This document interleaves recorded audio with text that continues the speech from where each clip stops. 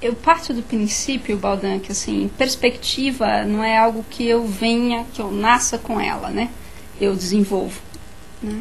Então, justamente o trabalho da média integral é desenvolver mais perspectivas, te dá a possibilidade de ver mais amplamente as coisas, de sair de novo, né? Assim, da câmera que está em mim e colocar a câmera em nós dois, e depois a câmera no Alt TV, e depois a câmera em São Paulo, e depois a câmera, enfim, né? E indo, né? Google, isso é perspectiva, Google Maps. Google Earth, né? Google Earth. Então, é um pouco essa brincadeira da média integral, tá? Desentendimentos e desconfianças nos fazem entender a justa perspectiva. Sim, eu acho que desconfiança e desconfiança é algo pessoal, né? E desentendimento é algo que acontece na relação. Então eu acho que essas coisas todas, elas, claro, limitam a perspectiva. Então eu não sei se elas fazem a gente perder a justa perspectiva, não sei exatamente como é que eu posso interpretar a justa perspectiva, se é uma perspectiva justa ou se é justa no sentido de única, né? Mas ela nos traz a possibilidade de redução de perspectiva. Então ela deixa a perspectiva justa no sentido de encurtá-la. Okay. Então, desentendimento é o que mais existe, né, Baldan? Assim, eu acho que a comunicação, como diz você, é um milagre, na minha opinião, sabe? Para a gente poder comunicar aquilo que você está pensando e o outro entender o que você está pensando. O tempo inteiro um trabalho de tradução, mesmo que a gente fale português, né? Ou a mesma língua. Porque entram... entra a subjetividade nisso, e aí fica muito complicado. Então, por isso, a média integral, ela sempre demora com o paciente pelo menos 50 minutos, 1 hora, em cada consulta, para poder trazer e clarear o caminho, até que o paciente possa entender o que é que está acontecendo com ele, o que vai acontecer, onde é que a gente quer chegar, se ele concorda com isso. Então, esse trabalho de tradução dá mesmo um trabalho maior do que atender você em 15 minutos e simplesmente prescrever coisas para você. Então, dentro da prática da clínica, eu tento, junto com o outro, checar se ele entendeu o que está sendo dito, falar 20 vezes a mesma coisa, repetir, dizer por que está fazendo, por que não está, tirar o mínimo desentendimento possível, né? Mas sempre acontecem ruídos, sempre. Aquilo que o outro não entende, ele pergunta. Então, sei, né? Mas o que eu tenho percebido na prática é que esse desentendimento ele fica muito minimizado no momento onde o outro pode confiar em você. Aí, quando ele confia em você, esse desentendimento, né, ele acaba perguntando, ele acaba se abrindo com você, ele acaba, né, trazendo as necessidades dele em relação a entender o que ele está fazendo ou não, né? Então eu acho que a confiança vem antes de qualquer coisa, e ela é construída na relação com o paciente, não só por aquilo que eu sei, por aquilo que eu penso, por aquilo que eu falo, mas também por aquilo que se sente ali, né? Por aquilo que é subjetivo. São 17 horas e 40 minutos. Eu quero registrar a participação do Carlos Bardal, doutora Roberta. O tema do programa está excelente, meus parabéns. E o JPTG 24 quer saber como relaxar mais facilmente. Como relaxar, como se isso fosse fácil, né? Então, o relaxamento, de novo vou colocar que não existe uma receita pronta, é individualizado e personalizado. Cada um, né, tem o seu calcanhar de Aquiles, e aí a gente precisa analisar o calcanhar de Aquiles, porque o calcanhar não é igual para todo mundo. Então, depende do que está te estressando, que vai te trazer o relaxamento. Para relaxar facilmente, em linhas gerais, existem milhões de caminhos, né? E aí você pode encontrar isso, inclusive, no nosso pai, mestre Google, né? Você vai lá, como é que você relaxa facilmente, né? Mas uma das principais ferramentas para o relaxamento é a respiração. Então, uma respiração abdominal, né? Uma respiração mais pausada, prestar atenção no ar que está entrando, no ar que está saindo, colocar força no ar que está saindo, porque para ele entrar é uma questão só de pressão, né? Então, respirar pausadamente e conscientemente, isso traz um relaxamento, uma tranquilidade. E a respiração abdominal é a que mais traz relaxamento, tá? Nós estávamos falando das práticas de integração. A higiene mental é uma delas? Sim.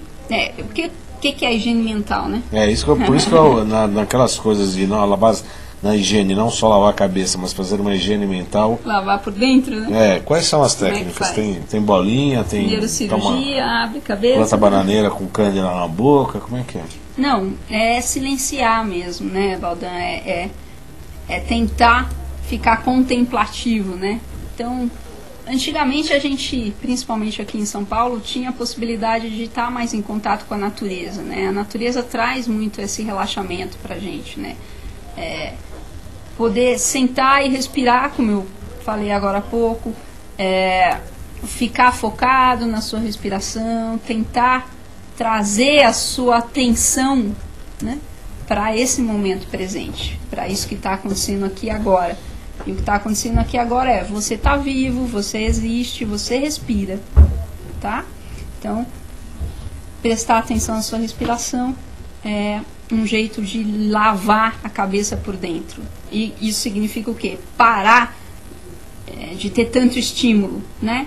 Nós temos estímulo tátil, a gente ouve um monte de coisa, a gente vê um monte de coisa, a gente pensa um monte de coisa relacionadas a essas informações que estão entrando. Então, a gente precisa cessar um pouco esse entrar de informações e poder colocar a sua atenção num foco único, na sua respiração, por exemplo, é uma grande possibilidade de fechar, de restringir essa entrada de informações e lavar a sua cabeça por dentro.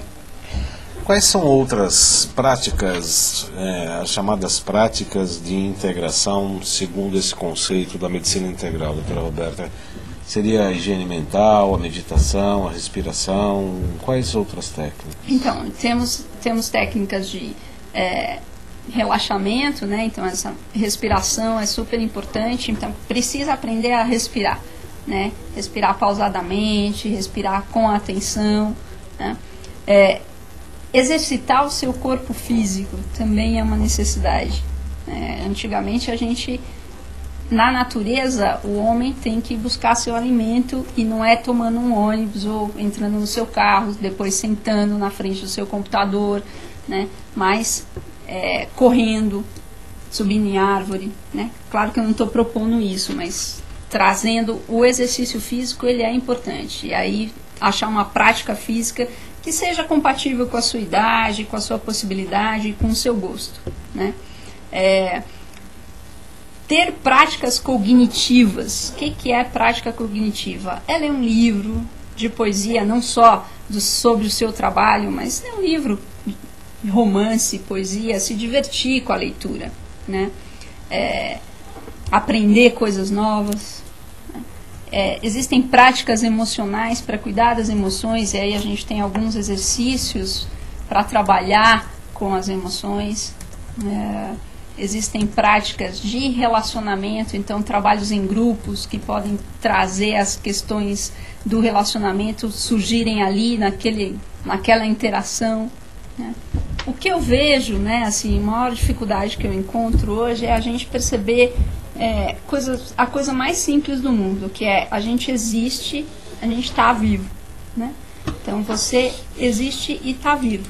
Então essa é a maior dificuldade.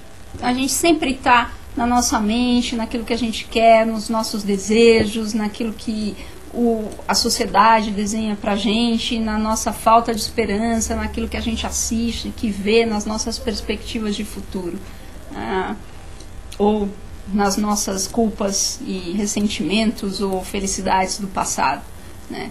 nunca está presente. Então, essa é a maior dificuldade, você está aqui agora, percebendo que você está vivo, percebendo que você existe, que você pode fazer a diferença para você, né? Não é nem para o mundo, é para você. Então, essa é a grande dificuldade. E essa comunicação, o problema da comunicação, ele existe não só no interpessoal, mas no próprio pessoal, né? A gente tem crenças que não são compatíveis com o nosso modelo de vida, com o nosso estilo de vida, e a gente, apesar de não ser o que a gente acredita, a gente faz. E a gente faz porque ou a gente não questiona, ou a gente esquece, ou a gente acredita que não pode ser diferente, né? E essa é a maior dificuldade que eu encontro dentro dos grupos. Então, todas as práticas de integração, elas têm o objetivo de integrar para ser o quê? Inteiro. Quem está integrado está o quê? Inteiro. Está pleno, está presente, tá? Não está em partes, né? É isso, sim.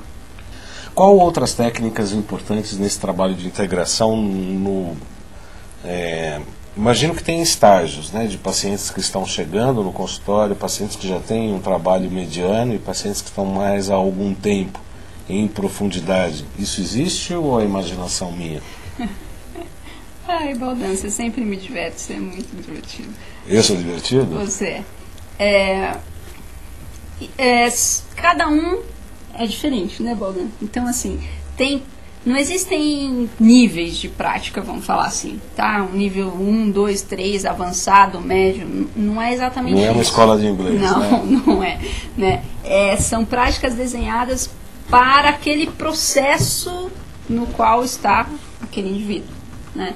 Então, existem práticas que são, não sei se dá para chamar mais profunda, acho que mais ampla é a palavra, né? Que são práticas que abordam mais perspectivas e outras que abordam menos, né? É difícil te pontuar assim, porque depende de cada um, né? Uhum. Então, eu tenho muito medo de dar receita de bolo, sabe? Receita não estou pedindo, não, pedindo. Eu sei que senão eu queria aquela bolinha mágica. Não, mas receita de bolo quem cozinha sabe que receita de bolo é complicado, né? Porque nunca dá certo. Você sempre tem algo, que é o feeling, é aquele momento ali onde você tá com o outro, né? Quando eu digo que receita de bolo nunca dá certo, você pega a receita de bolo da avó, nunca vai ficar o bolo da avó, porque o bolo da avó é o bolo da avó.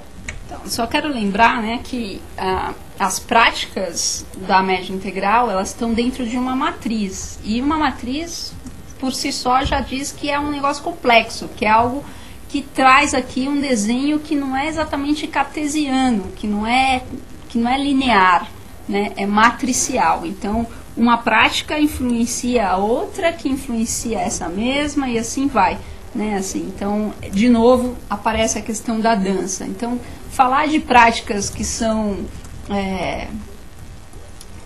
mais avançadas ou menos avançadas não cabe aqui. Elas são mais amplas ou menos amplas. Quem está fazendo a prática é mais complexo ou menos complexo, mais amplo, tem mais perspectiva ou menos perspectiva, e também tem o seu dicionário, o seu repertório de significados para as coisas que está fazendo, né? Então, cada um é diferente. Cada significado também é diferente para aquilo que se está fazendo.